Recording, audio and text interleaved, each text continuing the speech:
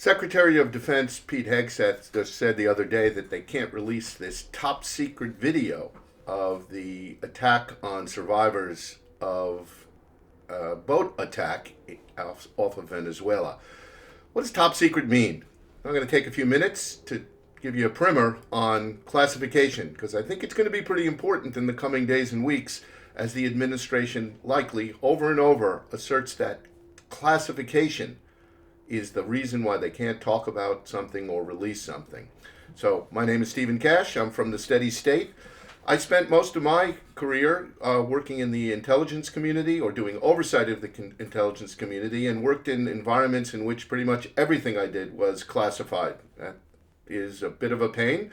You work in a lot of rooms without windows, and in the winter here in Washington, you often don't know if there's sun out. So let me tell you a little bit how classification works. It's not like in the movies.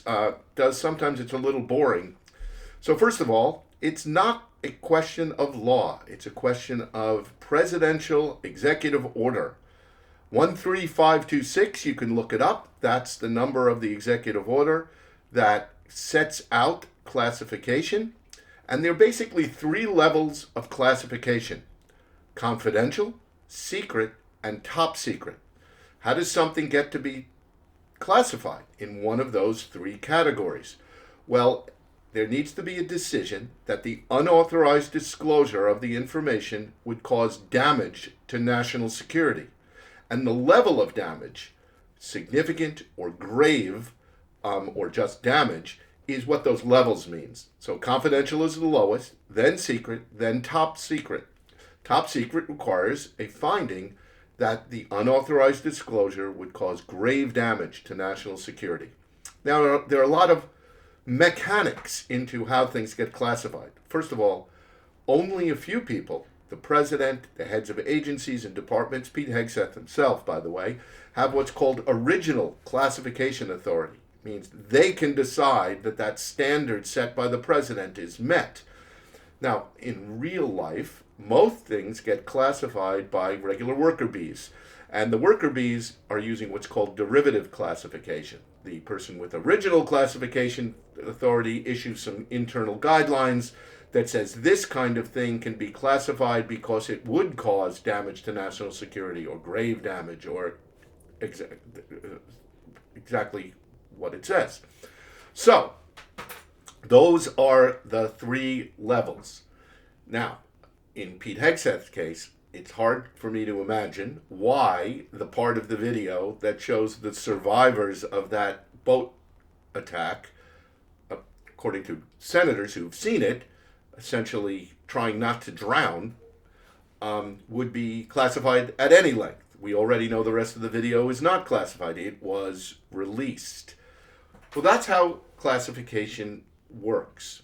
How does something get declassified? Well, again, the president has issued guidelines for the declassification of things.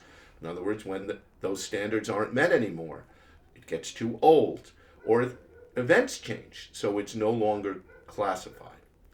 Now, people who work in the intelligence community take this all very seriously. For those of us who worked at places like CIA, our obligation to keep those secrets is lifetime. I haven't been working for the CIA for many years, but I still have made a promise and can be prosecuted for the unauthorized disclosure of that classified information. So that's how classification works. Remember, it's confidential, secret, top secret. And it means that the unauthorized disclosure has to result in damage to the national security. Thanks for listening. And so we always say, get smart, and here's something you need to get smart on. There's some items on our website that if you really want to dive deep into this, take a look at our resources page. And we have a report from the Congressional Research Service, which, as many of you know, we think is a great source for unbiased, straight-ahead information on a lot of issues that are very important to America right now. Always check them out. And check out our website. It's www.thesteadystate.org. Thank you for listening.